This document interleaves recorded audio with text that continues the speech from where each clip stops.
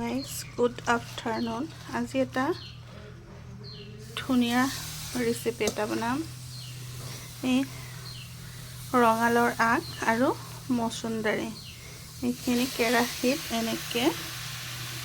এনেকৈ কেৰাহীত দি ল'ম। ইয়াতে আপোনাৰ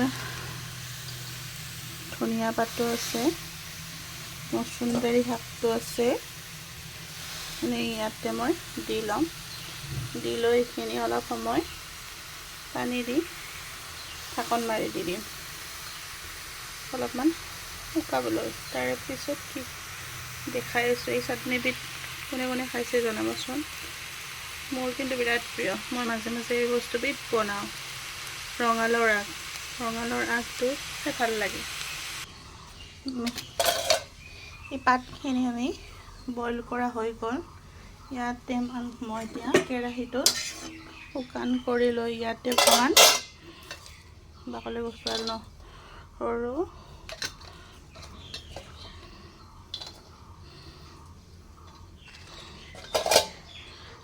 গুচোৱা নহৰু, তাত দি দিম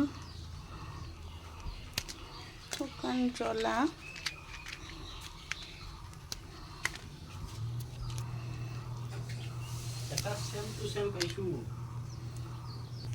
ইয়াত এতিয়া মই শুকান জ্বলা, কাঁচা জলকীয়া আৰু নহৰুখিনি ভাজি ল'ম।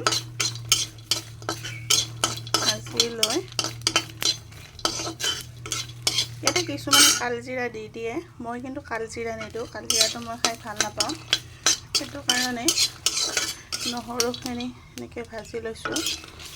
আৰু এইখিনি ৰঙালাওৰ পাত বইল, এইখিনি মিক্সিত দি গ্ৰাইণ্ড কৰিম। তাৰে পিছত আৰু কেৰাহীত অলপমান মিঠাতেল দি হেৰি কৰি ল'ম। এইখিনি হৈ গ'ল ভাজা। এইখিনি অকণমান ঠাণ্ডা হ'বলৈ দিছোঁ। তাৰে পিছত এইখিনি মিক্সিৰ জাৰত দি ল'ম। আৰু দুপৰীয়াৰ কাৰণে এই দাইল বনাইছোঁ। তাৰপিছত ল'ৰা ছোৱালীৰ কাৰণে মানে চয়াবিন আলু চব্জি বনাইছোঁ।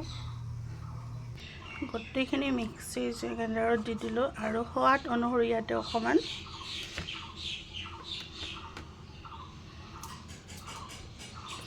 নিমখ এড কৰিলোঁ। তাৰপিছত সেইটো মই মিক্সিত দি দিম। দিয়াৰ পিছতখিনি দেখাই আছোঁ। এতিয়া মই শুকান কেৰাহীটোত অকণমান মিঠাতেল দি ল'লোঁ। মিঠাতেল দি লৈ ইয়াতে এটা শুকান জলকীয়াও দি এড কৰিলোঁ।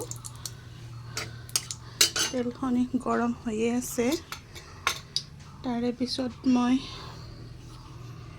ইয়াতে পিচি থোৱা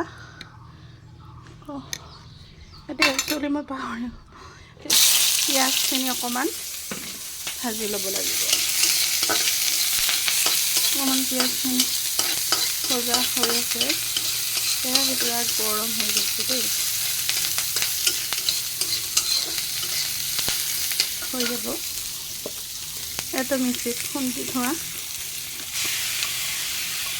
সেইখিনি দি দিলোঁ। এটা অকণমান আছিল।